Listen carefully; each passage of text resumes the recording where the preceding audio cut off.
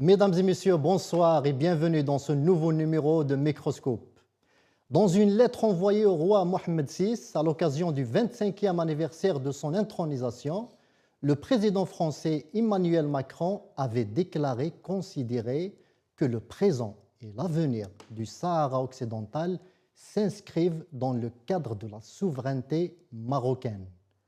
Comme une parole qui n'est pas tombée dans l'oreille d'un sourd, la riposte algérienne n'avait pas tardé à se manifester, puisqu'en juillet 2024, si vous vous souvenez, l'Algérie a rappelé son ambassadeur en France.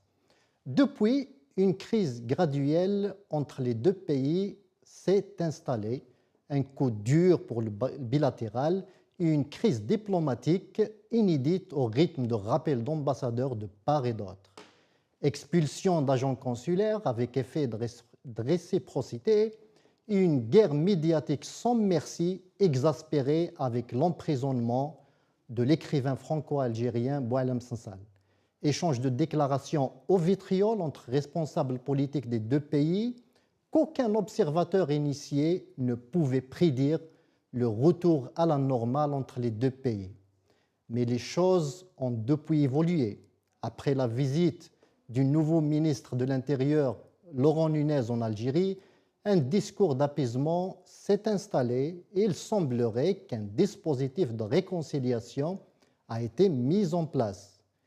Et la veille de la commémoration des massacres du 8 mai 1945, l'Élysée a même dépêché la ministre déléguée au ministre des Armées pour participer aux commémorations à Sétif et annoncer, c'est l'Élysée qui annonce toujours, le retour de l'ambassadeur Stéphane Romaté dans ses fonctions à Alger.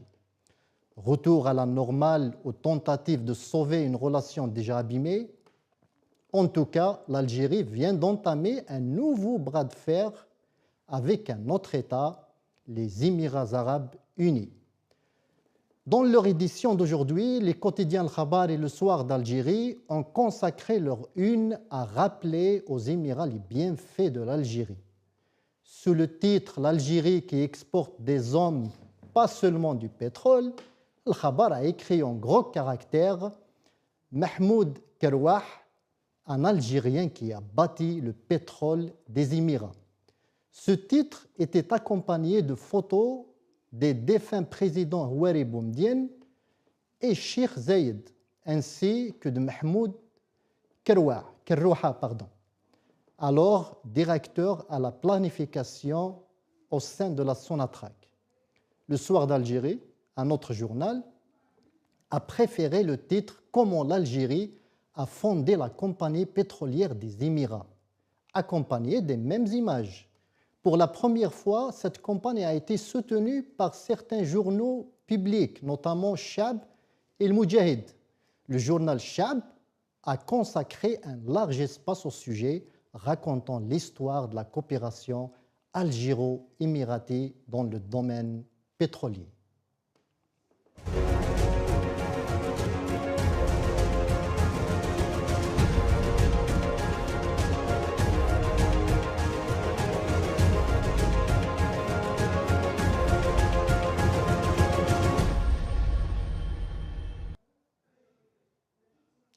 De Paris à Abu Dhabi, l'Algérie au cœur de nouvelles turbulences diplomatiques est le titre de notre émission de ce soir. Et pour en parler, j'ai le plaisir de recevoir ici sur le plateau Maître Aïssa Rahmoun, avocat et secrétaire général de la FIDH, la Fédération internationale des droits humains. Maître Rahmoun, bonsoir et merci d'avoir accepté notre invitation. Merci pour votre invitation. Bonsoir à Adel, bonsoir à la régie et aux téléspectateurs. Merci. Et par Zoom, depuis Paris, l'analyste politique Gamal Abina. Gamal, bonsoir et merci d'avoir accepté notre invitation. Bonsoir, merci pour votre invitation. Merci. Aïssa Rahmoun, si je tourne vers toi, j'aimerais te poser une question simple en fait sur les relations algéro-françaises qui semblent revenir à la normale. Qu'en dites-vous? Revenir à la normale, je ne dirais pas ça parce que jusqu'à présent, l'Algérie, on ne connaît pas le nom de l'ambassadeur algérien. Jusqu'à présent, au niveau de Paris, les citoyens algériens, les ressortissants algériens qui vivent dans le territoire hexagonal ne savent pas qui est l'ambassadeur de l'Algérie en France. Retour à la normale, et là je reviens à l'introduction, je ne partage pas trop le terme réconciliation. Parce que la réconciliation entre les deux États, c'est beaucoup plus profond que ça. Retour à la normale, souvenez-vous de la visite de Laurent Nunez au mois de... Ça fait 3 mois, au mois de février, en principe, en Algérie. Cette déclaration fin de l'année 2025, au mois d'octobre, où il avait conditionné, effectivement, sa visite en Algérie par 3 points, et puis 3 axes les plus importants, du moins. La question sécuritaire, la question des Algériens en situation irrégulière en France et la coopération économique et commerciale. Sa visite en Algérie, il a évoqué une deuxième fois, une énième fois dans ses déclarations ces 3 axes, relayés par d'autres visites, à l'image de Ségolène Royal qui s'est rendu 2 fois en Algérie, a eu l'occasion de rendre visite à Christophe Glaise, qui est incarcéré à la maison d'arrêt de Tizi Ouzou, où elle a pris une photo avec Christophe Glaise. Donc c'est un Et c'est quoi en fait le rôle de Ségolène Royal dans ce bilatéral, dans ces relations algéro-françaises?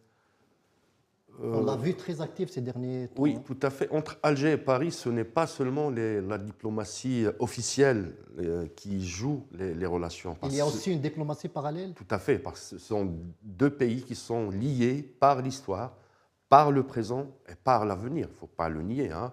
C'est la première population qui vit en France. Les Algériens, on est à peu près entre 5 millions et 5 millions et demi de personnes, d'Algériens qui vivent en France. Il y a pratiquement, je dirais, un tiers des Français qui partagent des liens familiaux avec les Algériens.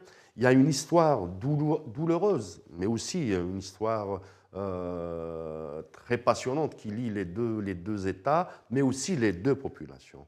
Donc, à ce rythme, et des intérêts stratégiques, hein, surtout actuellement avec la fermeture et l'ouverture, la fermeture et l'ouverture du détroit d'Ormuz, le prix des hydrocarbures, l'embargo sur la Russie qui ne vend plus son gaz et ses énergies vers l'Europe, il est de facto que l'Europe, en tant que continent, à travers l'Italie ou l'Espagne s'intéresse à l'Algérie, mais que la France aussi doit être de la partie et jouer son rôle dans cette course effrénée vers l'énergie, au leadership, mais aussi vers l'énergie.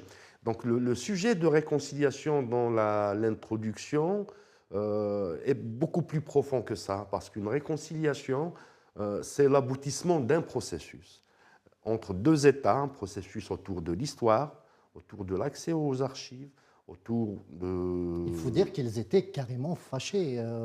Il y en a même des analystes qui ont prédit une rupture diplomatique. Oui, tout à fait, et surtout après le discours de Macron que vous avez signalé dans l'intro à l'occasion de l'intronisation du roi du Maroc, et la reconnaissance de la feuille de route du Maroc, qui est un dossier très défendu par l'Algérie, et ça a fâché certainement l'Algérie.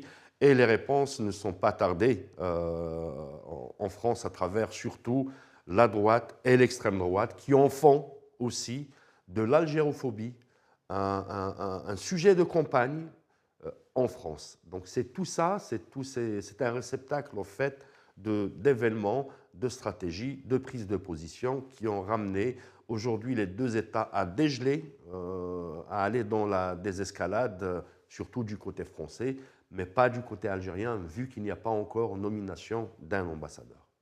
Très bien. Avant de donner la parole à Gamal Abina, j'aimerais qu'on regarde ensemble cette vidéo.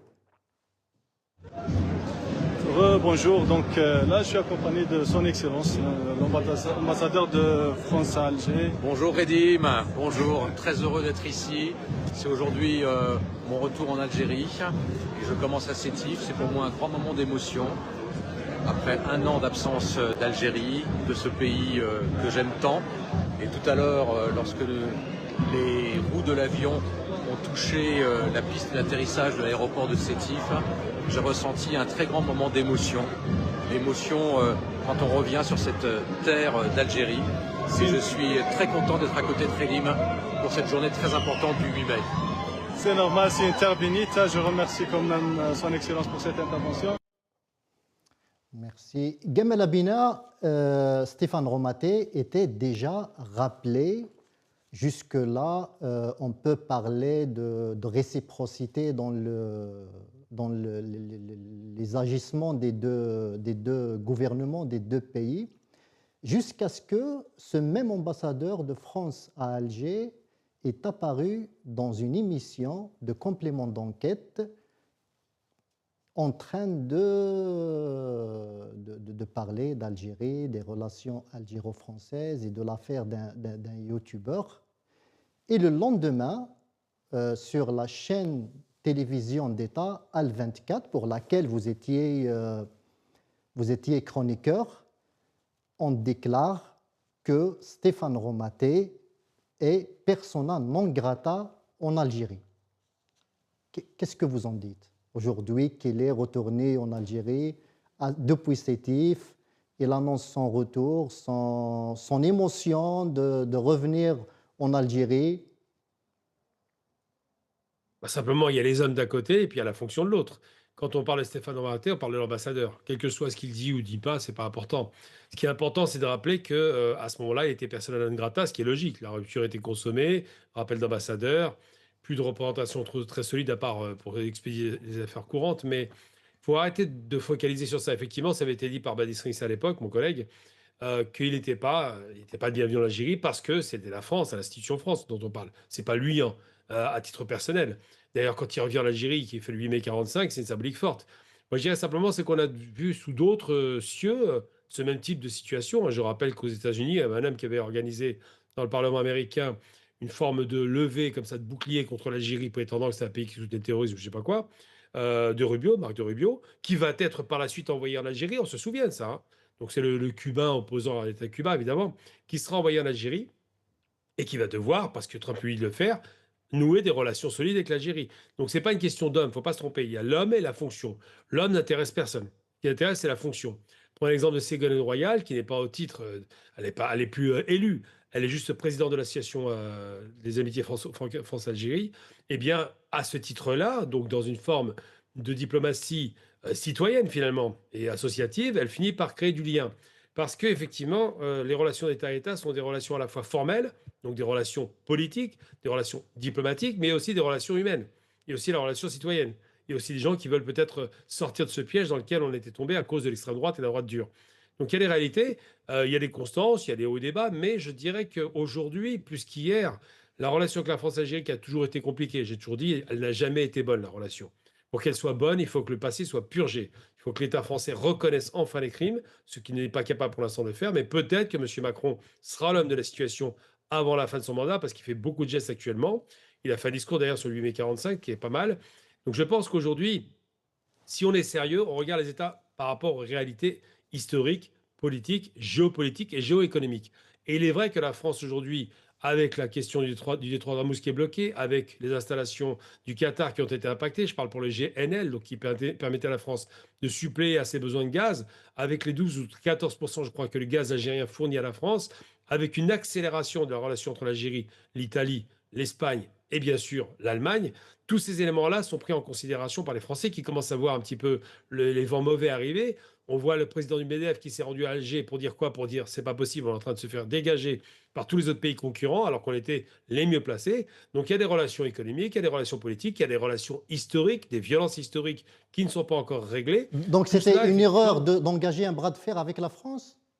Alors, c'est pas là, non, non, pas se tromper. Faut surtout pas se tromper. C'est pas l'Algérie qui engage le bras de fer, c'est la France qui engage le bras de fer. C'est M. Rotaillot qui joue le gros bras, qui se prenait pour un caïd. C'est M. Rotaillot qui a sorti l'avenir des aides de son carton. C'est M. Rotaillot qui, avec l'extrême droite et avec un courant de droite dur qui est dans le mouvement de Macron, c'est un mouvement, c'est pas un parti politique. Le parti Macron est un mouvement politique qui agrège de la gauche et de la droite. Eh bien, la partie droitière, extrême droitière, a continué à tirer à boulet rouge sur l'Algérie. Maintenant, il y a un recul, ils se rendent bien compte qu'il y a un problème. Puis enfin, j'ai envie de dire, M. Macron a levé enfin enfin, il a tiré sur la corde des chiens enragés pour faire en sorte de sortir de cela. Mais c'est pas un bras de fer algérien. L'Algérie, et c'est normal, répond au coup par coup à des agressions caractérisées que les Français ont commis. Et c'est pas seulement la question des Sahara occidentale. Parce que vous voyez bien qu'avec l'Espagne, ça se passe bien. On n'est pas d'accord, on fait montre de désaccord. Après, ça s'arrange. Gamel, C'est qu'il y a eu la surenchère côté français. comme je l'ai souligné dans mon intro, le premier élément déclencheur, en fait, c'était la reconnaissance de la marocanité Non, non. du Sahara par Emmanuel Macron. Qu'est-ce qui a changé Absolument depuis? pas. La France garde Non, non, toujours la même position sur le Sahara. Alors, on va commencer par le début. C'est la France qui a reculé, c'est pas l'Algérie. Il faut être très clair. Quand la France envoie un ambassadeur, quand elle envoie Madame Royal, elle n'est pas partie toute seule. Quand elle envoie Monsieur de Villepin, quand il y a des canaux comme ça qui sont rétablis, quand elle envoie effectivement un responsable du BNF, c'est la France qui tend les ponts. Ensuite, c'est pas sur l'affaire du Sahara occidental. C'est trop court d'expliquer par cela. Parce qu'avec l'Espagne, il y a eu la même problématique, ça a été réglé. Je veux dire, les Algériens ont acté du fait que les Espagnols ont commis une faute sur le plan de l'ONU, ils leur ont dit c'est réglé. Non, la vraie problématique qui se pose, c'est que M. Macron, sur plusieurs éléments, il a jalonné son parcours à la fois de choses positives, la reconnaissance du meurtre d'Arlé Boumedjel, la reconnaissance effectivement de quelques shahids algériens, avoir démarré en disant crime contre l'humanité en 2017, il avait des choses positives, et en même temps, il va y avoir des gens qui sont négatifs. Il va y avoir Kamel Daoud qui dit qu'il y a une rente mémorielle, ce qui est ridicule d'ailleurs. Il va toujours avoir des acteurs comme ça qui font qu'un jour il dit une chose positive, le lendemain le contraire. Donc ça a augmenté la tension. L'histoire de la rente mémorielle, c'est quand même très, très, très violent quand on parle de ça. L'histoire d'une junte militaire, enfin tous ces mots-là, l'Algérie n'existait pas. C'est des jalons comme ça qui ont conduit au moment où il va déclarer le plan marocain pour le Sahara occidental. À ce moment-là, ça explose. Mais en vérité, il y a tout un tas de choses qui préexistent avant. Et en vérité, la problématique aujourd'hui, c'est pas que l'Algérie ait changé de position, elle a conservé sa position, elle a acté du fait que le Sahara occidental, bon, c'est pas légal, mais c'est pas grave. Elle a fait comprendre qu'elle n'était pas d'accord, mais surtout elle a acté du fait que les Français viennent et commencent à discuter. Et c'est eux qui commencent à parler des crimes. D'ailleurs, je veux pour preuve, quand Romaté se rend en Algérie, il va pas à Alger, c'est à sa place à Alger. Il va à Sétif. Donc il est en train de dire oui, nous allons faire un pas dans cette direction. Et je suis persuadé, intimement convaincu, que la France fera ce pas parce qu'il est nécessaire au regard des réalités politiques, économiques, géopolitiques de l'instant. Si les Français ne sont pas capables de dire enfin, on demande, je parle de l'État français bien sûr, on demande pardon pour les crimes perpétrés en Algérie que nous avons commis, on demande de repartir sur une base saine à partir de ces excuses présentées dûment, qui doivent être acceptées par les Algériens ou pas d'ailleurs, mais ils doivent faire cela. S'ils ne le font pas, on Vous n'avancera pas. pensez Donc que c'est ça, la possible pour la problématique. France de faire ce pas? Bien sûr, qui est criminel? C'est les Français. Qui a tué en Algérie 1,5 million de martyrs? Qui a colonisé? Qui a pillé le pays? Qui a réduit le peuple à l'état de clochardisation? Germaine Tillon qui le disait très bien. Qui a fait que 85% des Algériens sont analphabètes? C'est la France. C'est pas le contraire. L'Algérie n'a pas à faire le pas. L'Algérie, elle attend le pas du colon parce que l'acte barbare de la colonisation doit être condamné par celui qui l'a perpétré. Et je parle de l'institution France, ça ne parle pas du peuple évidemment. Et il faut que la France fasse ce pas. Les Allemands ont fait ce pas. Il y a eu Nuremberg, il y a eu des procès, il y a eu des demandes d'excuses, il y a même des dédommagements. Si les Français ne sont pas capables de dire bon, on a commis de graves crimes en Algérie, on a massacré par millions, on demande pardon, c'est le minimum syndical. On ne peut pas composer là-dessus. Et s'ils ne le font pas, ils seront perdants. L'Algérie n'a pas besoin de la France, au contraire n'étant pas vrai.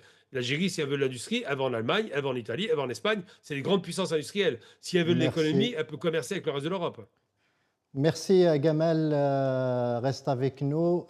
Aïssa Rahmoun, vous êtes avocat et on a vu la dernière fois Ségolène Royal se rendre dans une prison et prendre une photo avec un prisonnier, en l'occurrence Christophe Glaise, à qui on souhaite qu'il soit libéré dans les prochains jours, s'il n'y a pas une autre crise avec la France encore.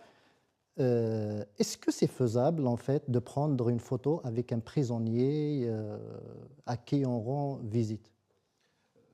Avant de répondre à cette question, je voulais rebondir sur les déclarations de l'ambassadeur français en Algérie, Stéphane Romaté, quand il était à Sétif. Il a exprimé la chose suivante, et là on parle effectivement de fonction, et sa fonction, il s'agit d'un diplomate. Et un diplomate, c'est le porte-parole du gouvernement français. Il a exprimé son émotion pour son retour en Algérie. Oui. Il était à Sétif, il n'a pas exprimé son émotion quant aux événements du 8 mai 1945.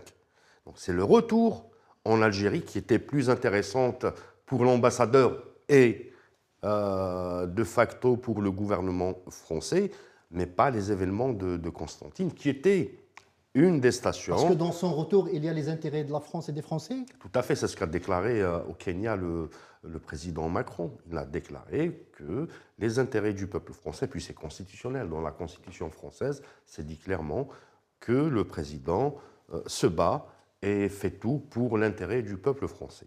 Maintenant, pour la photo prise à la maison d'arrêt avec Christophe Glaise, il est formellement interdit dans les prisons algériennes, dans les centres de détention, dans les maisons d'arrêt, de pénétrer cette enceinte avec un portable, avec tout objet de communication, un dictaphone, avec tout objet qui auront à faire fuiter des informations, des photos et porter atteinte à l'enceinte de l'établissement. Il s'agit d'une prison, c'est un espace de privation de liberté. Et un espace de privation de liberté, il est soumis à un code bien précis. En étant avocat, on n'a jamais, il y a même des poursuites contre des avocats qui ont osé et tenté de faire acheminer des téléphones portables ou des cartes SIM ou des pièces détachées de portables pour des détenus. Là, en fait, on parle de la photographie. Christophe Glaise n'a pas reçu un téléphone. Ségolène Il a été pris en photo. Ségolène ne peut pas être une exception, ni prendre une photo, ni se faire prendre une photo. C'est la réglementation. Donc, selon vous, Ségolène Royal a enfreint la loi algérienne. Tout à fait. Mais ça, c'est fait avec la complicité des agents, soit de la maison d'arrêt, mais aussi de ceux qui ont accompagné Ségolène Royal. Parce que je ne pense pas que Ségolène Royal a pu pénétrer l'enceinte de la maison d'arrêt de Tizi Ouzou elle seule. Je n'imagine pas Ségolène Royal rentrer avec, voilà, il lui enlève son sac, On sait il la qu'il y a une fouille, etc. complaisance des Il y a autorités. une complaisance, ça c'est clair. Donc elle était accompagnée, il s'agissait d'une délégation qui ont transporté Ségolène Royal et ils l'ont fait rentrer dans la maison d'arrêt. Elle ne peut pas attendre dans la salle d'attente réservée aux familles ni aux avocats. Il s'agit d'une visite qui n'est pas diplomatique aussi, hein. Il s'agit d'une association. Il s'agit d'une association. Pourquoi d'ailleurs à chaque fois on se posait à la Ligue des droits de l'homme quand elle était vivante en Algérie, n'importe quelle reprise on faisait des demandes pour rendre visite au lieu de détention. Jamais notre demande n'a été accordée. Pourquoi des organisations internationales qui travaillent sur la question, telles que la FIDH, Amnesty International, Human Rights Watch, la Croix-Rouge, qui sollicitent à chaque fois les autorités algériennes pour un travail d'enquête, pour une mission, et se rendre dans les lieux de privation de liberté, voir la situation des prisonniers, les demandes n'ont jamais été acceptées. Et je rappelle qu'il a été annoncé en fait que Christophe Glaise recevra une visite consulaire dans les prochains jours. Non, ça est autre chose. La visite consulaire, c'est autorisé par la loi. La visite consulaire, la visite d'un religieux, quand tu es chrétien ou tu épouses n'importe quelle religion et qu'un religieux te rend visite dans l'enceinte de l'établissement, c'est toléré par la loi. Les visites consulaires, pareil. Mais Ségolène Royal n'est pas une diplomate, elle ne représente pas les services consulaires. C'est une faveur, une grosse faveur, parce que souvenez-vous qu'il y avait des militants du Hirak, des détenus d'opinion, des détenus politiques, qui ont été interdits d'assister aux funérailles de leurs parents, de leurs pères, de leurs frères. Justement, Aïssa Rahmoun, une dernière question pour en finir avec la question Glaise. Moi, je ne connais pas un journaliste algérien dont je fais partie, qui ne souhaite pas la libération de Christophe Glaise.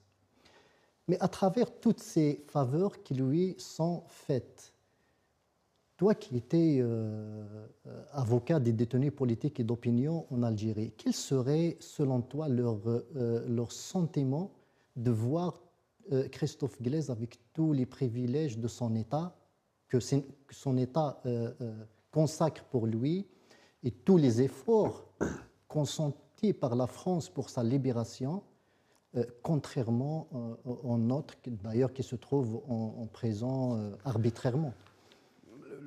Ce sentiment, ils l'ont déjà vécu avec la libération de Boualem Sansal, où il y avait un travail diplomatique, soit de la France, mais aussi de la communauté européenne à travers l'Allemagne. Et là, donc, le sentiment, il est déjà vécu. Par contre, moi, la question que je voudrais poser, est-ce que l'État algérien intervient dans les prisons, que ce soit en Europe, que ce soit en Amérique latine, un peu partout dans le monde, où des citoyens algériens sont incarcérés, leur rendre visite à travers des missions consulaires, travailler et puis constituer des avocats pour défendre ces Algériens qui sont incarcérés, soit pour des affaires de droit commun, mais aussi pour d'autres affaires. La réponse est non. Donc il y a un sentiment d'abandon chez les détenus d'opinion et chez les détenus politiques. Ça j'en suis très sûr. Très bien. Gamal Abina, Aïssa Rahmoun, qui est avocat et qui connaît la loi algérienne, dit que Ségolène Royal enfreint la loi algérienne. Quel est le rôle de Ségolène Royal aujourd'hui entre l'Algérie et la France? C'est quoi son rôle exactement? Qu'est-ce qu'il est en train de jouer comme rôle?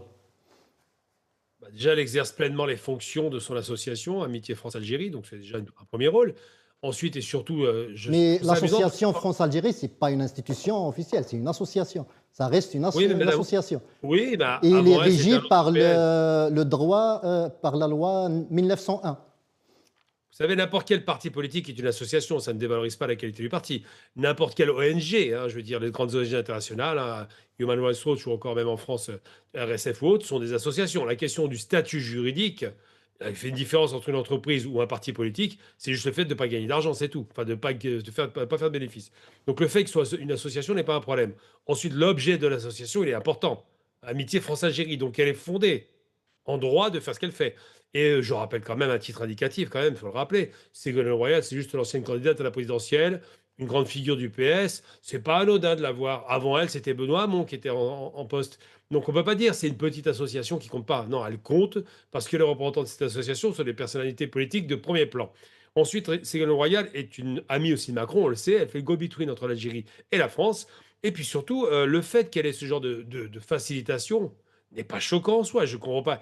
On ne parle pas d'un simple prisonnier politique, on parle d'un enjeu politique qui dépasse le prisonnier politique. J'en veux pour preuve qu'en France, les téléphones portables... On ne parle pas de facilitation, mais d'enfreindre la loi. Non, ce n'est pas une loi qui est enfreinte, c'est une facilitation, je répète. Madame Rima Hassan a rendu visite récemment, quand elle est libérée, à Georges Ibrahim Abdallah. Elle a mis une photo d'elle et de Georges Ibrahim Abdallah en prison, avec son appareil photo, avec son portable. Je ne crois pas que ça ait choqué grand monde. Ils lui ont laissé faire, ça arrive, c'est normal. On est dans une situation particulière où effectivement, il faut quelque part dégeler un petit peu les tensions. Et on parle d'un enjeu politique. Ce n'est pas un prisonnier politique, mais c'est un enjeu politique entre la France et l'Algérie. Royal arrive, elle montre effectivement, ouais, ça se passe très bien, il est souriant, il est en forme, il n'y a pas de problème, c'est une façon de rassurer la famille et tout le monde. Ça, c'est un message politique. On se fiche complètement du fait que ce soit légal ou pas, puisqu'on peut faire des exceptions, on peut faire des accommodations, je ne vois même pas l'intérêt de parler de ça. Ensuite, je rappelle quand même, c'est important, on a parlé de l'Algérie. Est-ce que le geste politique n'était pas de libérer les détenus politiques et d'opinion qui sont incarcérés arbitrairement? Alors d'abord, je ne rentre même pas dans le terme d'arbitraire. Une chose est certaine, c'est qu'on parle de deux sujets différents. Là, on parle de deux pays qui se parlent avec un enjeu qui est devenu cet homme-là, qui n'était pas l'enjeu d'ailleurs avant l'affaire Sansal. Donc là, ils se parlent, ils discutent, ils vont arranger les choses, c'est possible et tant mieux. Après, la France n'a aucun droit de parler de prisonniers politiques. C'est possible la libération de Christophe Glaise? Ah, c'est possible, tout est possible, vous savez, c'est ouvert. Parce qu'il a été incarcéré injustement? Ah non, c'est pas ce que je dis. Parce qu'il pourrait bénéficier, de la part du président algérien, d'une grâce. Ça arrive, tous les présidents le font, c'est pas une nouveauté. En France, on le fait aussi. Chirac l'avait fait avec l'affaire de Marshall, quand il a fait en sorte, effectivement, que ce malheureux jardinier marocain, j'oublie toujours son nom d'ailleurs, bénéficie d'une grâce présidentielle. Omar Haddad, pour être très précis, qui était défendu par Jacques Vergès. Donc ça arrive, c'est pas une surprise. Mais ce qui se passe, c'est pas tellement ça qui nous intéresse dans l'histoire. Ce qui est intéressant, c'est de voir qu'il y a des gestes qui se font de part et d'autre, qui sont nécessaires, hein, qui sont humanistes aussi quelque part. Et puis de l'autre côté, de rappeler que les Français ont 1600 prisonniers à travers le monde de nationalité française. 1600. C'est pas un, c'est pas 10, c'est 1600. Je crois pas qu'on fasse autant de bruit avec les autres. Donc ça veut dire que cet homme, Glaise, il y a d'autres prisonniers français, même de journalistes, qui sont en prison. Cet homme-là est devenu un enjeu politique poussé par les extrêmes. Et en vérité, l'Algérie et la France se parlent à nouveau, et tant mieux, pour faire en sorte que ce ne soit plus un enjeu. Et c'est très bien. Donc je ne pense pas qu'il faille parler de prisonniers politiques. Il a quand même quelques règles qu'il a enfreintes. Je ne pense pas qu'il faille parler d'enjeux essentiels. C'est juste une façon de montrer, voilà, bon, on vous fait un petit cadeau, vous faites un petit cadeau, c'est comme ça que ça marche. Et je pense que j'espère à la suite de ça que effectivement la personne qui était poursuivie en France pour l'affaire Amir DZ soit aussi libérée, ce qui est normal, parce que c'est complètement contre les conventions internationales. On ne doit pas toucher à un agent effectivement qui travaille pour un consulat, donc un responsable, clairement, il fait partie du corps diplomatique, un diplomate. Est-ce que vous pensez qu'elle sera libérée ou il sera utilisé comme monnaie d'échange avec l'agent consulaire qui est aujourd'hui emprisonné à Paris? Alors d'abord, j'aime pas le terme monnaie d'échange, ça fait un petit peu voyou quand même, monnaie d'échange, hein. Je prends, tu prends, non, c'est pas du tout comme ça qu'il faut poser les termes. S'il est libéré, c'est indépendamment de l'agent consulaire, et j'en veux pour preuve que sans ça, il a été libéré, que l'agent consulaire est toujours, effectivement, l'agent, le responsable, c'est pas l'agent consulaire, il fait partie du corps diplomatique. Il faut vraiment utiliser les termes exacts. Agent consulaire, c'est les Français qui utilisent ça pour réduire son rôle de diplomate. Donc non, il n'est pas question de savoir s'il va être monnayé, on n'est pas à ce stade-là. Il est question de savoir si le président a la bonté de faire effectivement une grâce présidentielle. Après, l'affaire de ce diplomate est une affaire qui va être discutée aussi, ce qui est normal. Mais on n'est pas dans le je te donne, tu me donnes. C'est pas du tout ce qui se passe. Vous pensez que la justice française va discuter de ça? Ben, tout est possible, mais je veux dire, tout est ouvert dans la négociation. Mais ce n'est pas je te donne, tu me donnes. C'est des relations d'État à État. Elles sont sérieuses, des relations. On ne peut pas dire, parce que là, la France en fera une règle de droit par rapport à un responsable diplomatique. Donc ça, c'est quelque chose qui pose problème. Ça va être discuté. Mais je pense que ça va être discuté à côté. On n'est pas du tout sur... Parce qu'il n'a pas été condamné, il n'a pas été jugé. Il est en préventif, ce qui est quand même pas normal. Donc ça, c'est un statut très spécial et très douteux qui doit être réglé en France. Très bien. Aïssa Rahmoun, que répondez-vous? Moi, je voulais rebondir sur enfin, il y a des principes de droit. Et les principes de droit, on dit que la loi s'applique et ne s'interprète pas. Quand dans les codes, on dit que c'est interdit de faire telle chose et puni pour le fait de faire telle chose, elle doit s'appliquer. Pour tout citoyen qui a la nationalité algérienne et tout citoyen qui commet un délit, une infraction dans le sol algérien. Je vous donne 3 cas de figure. Le cas de Ségolène Royal, qui est présidente d'une association, et au passage, ce n'était pas Benoît Hamon qui avait présidé l'association que dirige actuellement Ségolène, c'est Montebourg. Et Ségolène Royal, elle est arrivée après Montebourg. Le cas Ségolène Royal, qui prend une photo avec un détenu dans une prison algérienne. Très bien. Le cas de Ahmed Ouyahia, l'ancien chef du gouvernement, qui a assisté aux funérailles de son frère en étant humilié des brigades de gendarmerie, menottes au poignet, devant les télévisions du monde entier. Et le cas de plusieurs détenus d'opinion et politiques qui ont soumis une demande d'autorisation pour assister aux funérailles de leurs proches qui étaient interdites. Voilà 3 cas de figure. Et dans les 3 cas de figure, il y a violation de la loi. Et quand il y a violation de la loi par les institutions de l'État, comment qu'on appelle ça? Moi, j'essaie de trouver un sursis, même si... Et là, on évoque, là, je pense à l'esprit des raisons d'État.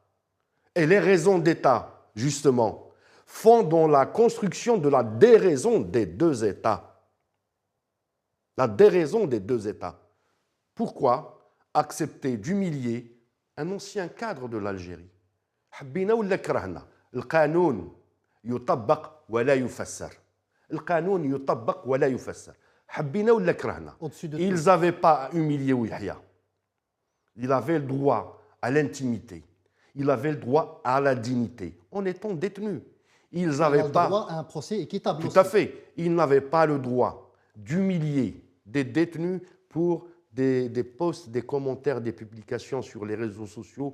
Parce que quand on interdit d'assister aux funérailles de ta maman, de ton père, de ton frère, de ton épouse, de ton fils, c'est le degré suprême de l'humiliation, de l'indignation, de la torture morale, du harcèlement moral. Et Ségolène Royal, la royale, qui arrive à la tête d'une association, et là où je ne suis pas d'accord aussi, c'est que la France, elle a des valeurs et des principes.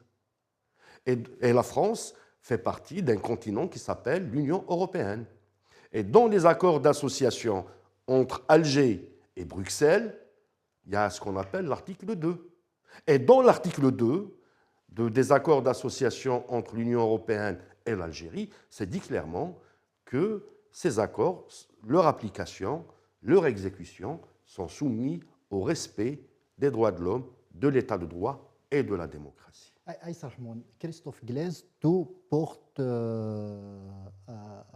prédire qu'il sera libéré dans les prochains jours. Il y a des indices probants, il y a des indices probants. Il y a des indices qui ne... Mais il faut rappeler qu'il est condamné pour terrorisme. Est-ce que l'accusation de terrorisme aujourd'hui n'est pas utilisée à tout va en Algérie? Est-ce que ce n'est pas une accusation qu'on colle à tout le monde, à tous les militants, à tous ceux qui nous gênent en fait? Ça, ce n'est pas le propre de l'Algérie. On le voit en Tunisie, on le voit au niveau des Amériques, de l'Amérique du Sud, on le voit aux États-Unis d'Amérique. Pourquoi? Parce qu'il n'y a pas une définition universelle. Il n'y a pas une définition universelle du concept du terrorisme. Aujourd'hui, le terrorisme est utilisé par les gouvernements, par les pouvoirs publics pour se maintenir au pouvoir, pour mater les opposants, pour mater les voix discordantes, même s'il y a effectivement des tentatives de se structurer en groupe, etc. Mais si on a la volonté politique, on ne va pas endurcir le code pénal qui était déjà très dur avant l'amendement de l'article 87 bis, qui était déjà très très dur, de l'article 87 jusqu'à l'article 114 du même code pénal. On retrouve, d'ailleurs, si on fait une analyse sur le code pénal, en termes de sémantique, il est interdit, il est puni, il est frappé de sanctions, etc., etc. On retrouve que cette terminologie dans le code pénal algérien où les peines sont excessivement très dures. Je voulais revenir sur la question de la libération de Christophe Glaise. Tout porte à croire, les indices sont là, qu'une libération est envisagée pour Christophe Glaise. Le fait de renoncer à son pouvoir en cassation, parce qu'il a interjeté un pouvoir en cassation devant la Cour suprême, ce qui rend sa libération impossible, c'est la procédure qui le dit. Le fait de renoncer à son pouvoir en cassation, comme l'a si bien dit sa maman, à la clémence, entre guillemets, du président Tebboune. Les appels de la famille, de la société civile française, mais aussi de la société civile algérienne, telle que la corporation des journalistes, tout donne à croire qu'effectivement, il sera gracié. Très bien. Tout porte à croire que Christophe Glaise sera libéré dans les prochains jours. Est-ce que vous ne pensez pas que l'Algérie va négocier en même temps la libération de l'agent consulaire emprisonné depuis plus d'une année à Paris? Et est-ce que la France accepterait aussi de libérer cet agent consulaire? Tout est possible. C'est un pari risqué pour Paris. C'est un pari risqué pour Paris. Pourquoi? Parce que le fait de renoncer à son pouvoir en cassation, s'il n'y aura pas grâce, donc il va purger sa peine de 7 ans complète. Il n'y aura ni mesure de remise de peine, ni liberté conditionnelle, ni aucune mesure. Ni grâce à l'occasion de rien l'aide, à l'occasion Rien de... du tout. Rien du tout. Il s'agit d'une affaire liée au terrorisme. Affaire de drogue, terrorisme, corruption, il n'y a pas de grâce. Il n'y a pas de grâce. Et d'homicide volontaire avec préméditation. Et l'Algérie, est-ce qu'elle peut négocier la libération de son agent consulaire alors qu'il n'est pas condamné? Il est juste en mandat de... C'est ça le pari de Paris, le pari risqué de Paris. Si Christophe Glaise ne sera pas gracié, voilà, donc toute façon, toutes les probabilités sont ouvertes. Tous les pronostics sont ouverts. Et là, donc, c'est la négociation qui commence, à savoir si, parce que là, c'est le procureur du pôle antiterroriste de Paris qui s'est prononcé. Souvenez-vous, lors de sa dernière déclaration, de ce qu'il a appelé terrorisme d'État, où il a cité l'Algérie. Est-ce que le parquet n'a pas anticipé sa protection par rapport à cette affaire? On le verra. Pour le moment, je ne peux pas me prononcer. Très bien. Nous passons à la deuxième question, enfin le deuxième point de cette émission, qui est le nouveau bras de fer entre Alger et Abu Dhabi. Ce matin, toute la presse algérienne, on dirait qu'ils se sont mis d'accord pour s'attaquer à un État, les Émirats arabes unis. À quoi est due en fait ces attaques de la presse algérienne contre Abu Dhabi? Gamal Abina.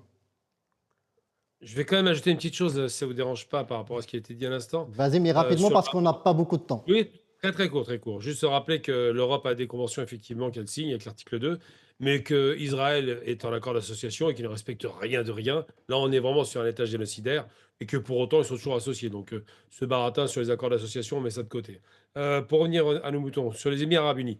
Alors, il faut voir l'ingratitude quand même, parce que l'Algérie rappelle le passé. C'est l'Algérie qui a effectivement aidé les Émirats arabes unis à structurer leur système pétrolier, à développer le pétrole, parce que l'Algérie a nationalisé en 1971 et qu'effectivement les Émirats deviennent indépendants à ce moment-là. Donc l'Algérie apporte une expertise réelle et le fait de façon très confraternelle. Avec qui? Avec Ben Zayed, Cheikh Zayed pour être précis, qui est donc l'homme qui est le père fondateur des Émirats, qui était un homme assez éclairé, il faut le reconnaître, et à l'époque il n'y avait pas ces tensions. Le problème c'est que depuis, on a des Émirats qui sont sortis de leurs frontières, ils avaient fait leurs beaux immeubles, ils ont fait un pays qui fait 20 millions de touristes, je crois, par an, donc une réussite économique qui est pas mal, même si elle est fragile, hein. Et ils ont décidé de commencer à faire de la politique. Et qu'est-ce que la politique émirati? C'est d'abord le bombardement du Yémen. Il faut rappeler qu'il y a eu 1,5 million de morts entre l'Arabie et les Émirats pour attaquer le Yémen, ce qui est quand même pas très sympa. Ensuite, c'est l'intervention au Mali. On voit bien que les Émirats sont à la manœuvre. Ensuite, c'est l'intervention en Libye, où ils soutiennent Haftar. Haftar qui est un ennemi d'Algérie. Ensuite, c'est l'intervention en Éthiopie. On ne l'oublie pas non plus. Ensuite, c'est l'intervention effectivement au Soudan, où ils soutiennent les FSR, le Hmiti, qui est en train de faire une catastrophe régionale. Ensuite, c'est l'intervention en Syrie. C'est l'intervention un peu partout, en Irak. Ils ont une influence négative un peu partout dans le monde arabe et ils sont très loin d'être un pays qu'on peut considérer comme étant un pays neutre ou au moins équitable. Dernier aspect, c'est qu'ils ont voulu claquer la porte de l'OPEP, on le sait maintenant, avec beaucoup de pertes et de fracas, parce qu'ils veulent rouler pour leur propre boss. En dehors de la trahison par rapport à la signature des accords d'Abraham qu'ils ont fait avec les sionistes, alors que rien ne les obligeait à le faire, rien. Ils sont très loin du théâtre de conflit, mais ils le font quand même. Eh bien, ils ont fait cause pour Israël, on le sait aujourd'hui, ce qui est quand même honteux. Et en plus, ils se sont autorisés, en sortant de l'OPEP, à fragiliser, du moins ils ont espéré, l'organisation. Parce que l'OPEP et l'OPEP+, avaient la possibilité de jouer un petit peu sur les cours du pétrole et du gaz, et, enfin surtout le pétrole, je veux dire. Et là, en sortant comme ça, c'est une façon de dire, c'est bon, je ne réponds plus au quota, je vais noyer le prix du pétrole en surproduisant, comme ça je ferai baisser le prix du pétrole qui est autour de 100 $ aujourd'hui. Donc ils font un peu le coup du Koweït en 86, lorsqu'il a surproduit pour casser le prix du pétrole à 9 $. C'est ça le risque. Donc tout le monde peut que leur en vouloir. Ils font cavalier seuls, il n'y a pas de fraternisation avec ces pays arabes, ils ne sont pas fraternels avec les Palestiniens, ils ont bombardé le Yémen, ils ont un rôle très négatif dans la plupart des pays arabes jusqu'à la Corne de l'Afrique. Tous ces éléments-là font effectivement qu'ils ont des raisons d'être détestés. Donc si l'Algérie aujourd'hui sort de ses gonds, c'est simplement parce que sur plusieurs théâtres d'opération, elle manœuvre. Au Mali, en Éthiopie, en Égypte, on le sait, je vous l'ai dit, au Yémen, ça va de soi, sur la question palestinienne, au Maroc, ils sont partout, les Émirats arabes unis. Donc ça c'est vrai n'arrange qu'il pas faut les équilibres circonscrire le algériens danger. dans la région? Comment? Ça n'arrange pas les équilibres algériens dans la région? Mais c'est pas des équilibres, c'est les faiseurs de déséquilibre. C'est les faiseurs de guerre. S'ils ne foutaient pas la pagaille, par exemple, au Soudan, il n'y aurait pas de guerre civile en nord du Soudan. Le Soudan a un risque de partition en 3 maintenant, à cause d'eux. Ensuite, s'ils ne mettaient pas la pagaille au Mali en leur vendant du rêve, parce qu'ils exploitent les mines d'or, je le rappelle. Le Mali exporte 65 000 tonnes d'or par an. C'est le troisième exportateur africain. Les Émirats sont intéressés par ça parce qu'ils négocient cet or. Mais ils le font encore sur le dos de l'Algérie. Ils créent des tensions partout là où ils vont. Il faut bien comprendre que les Émirats arabes unis n'ont pas un rôle positif, hein. Donc, ce n'est pas le problème de sécuriser. Ils instabilisent la région et l'Algérie comprend le danger. Quand ils soutiennent Haftar en Libye, qui a menacé, je vous rappelle, il y a une dizaine d'années, d'attaquer l'Algérie, Il menace qui? Il menace les Libyens aussi. Donc tout ça fait que l'Algérie, qui n'aime pas ce genre d'ingérence, qui a toujours dit il faut que la Libye, il n'y ait plus de forces étrangères sur le territoire pour qu'elles fassent la paix entre eux.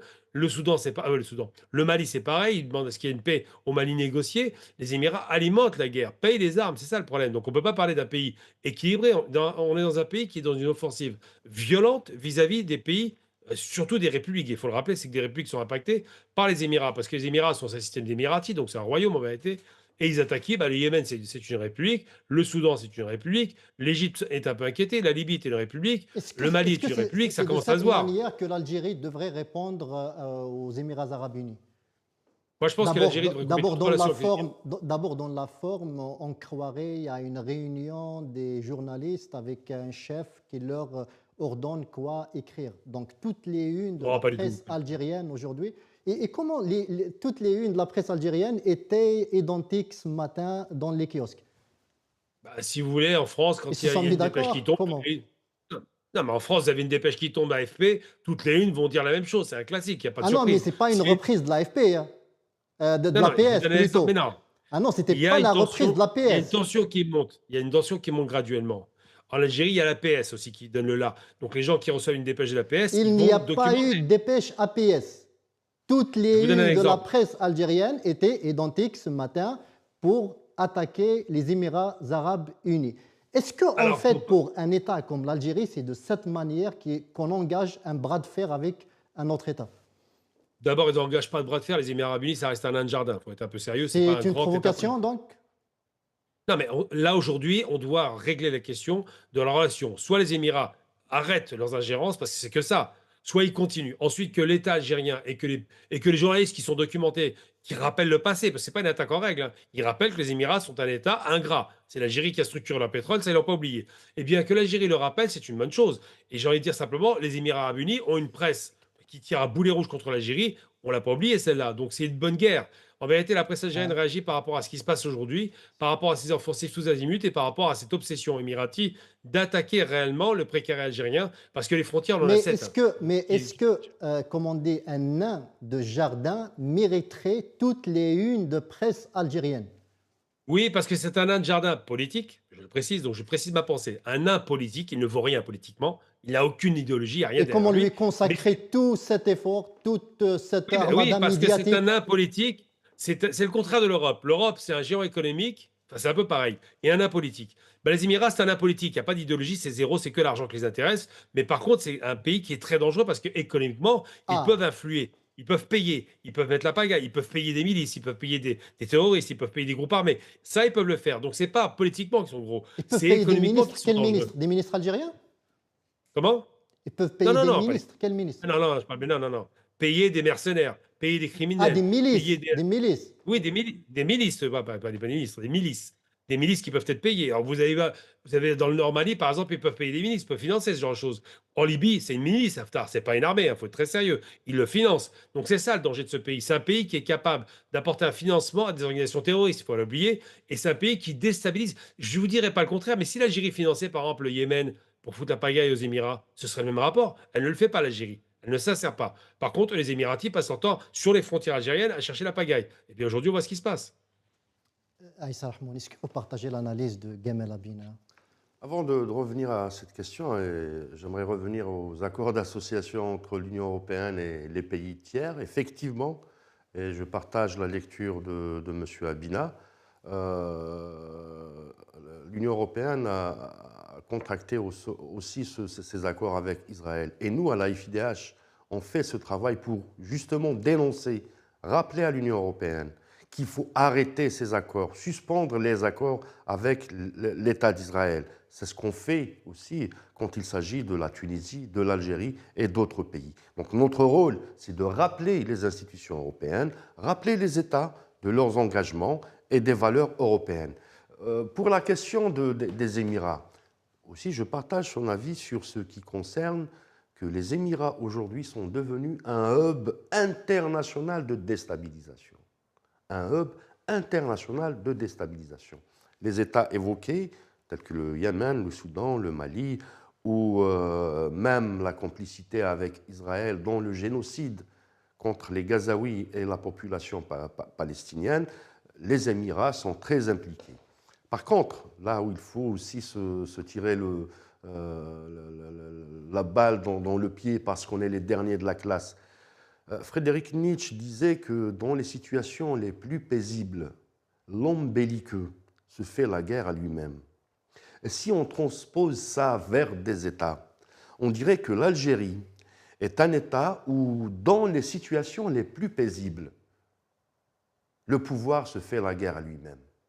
Et des fois, plus que ça, fait la guerre contre ses citoyens.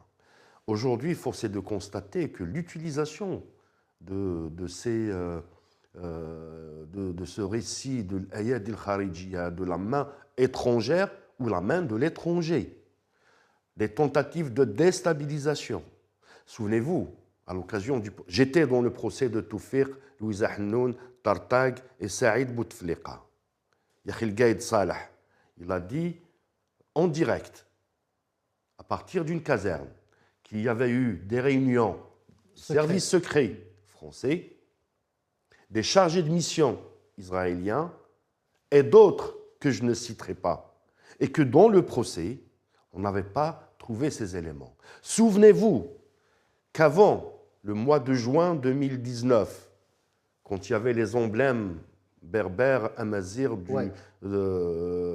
durant les marches du Hirak, combien de fois le Gaïd Salah s'est déplacé aux Émirats?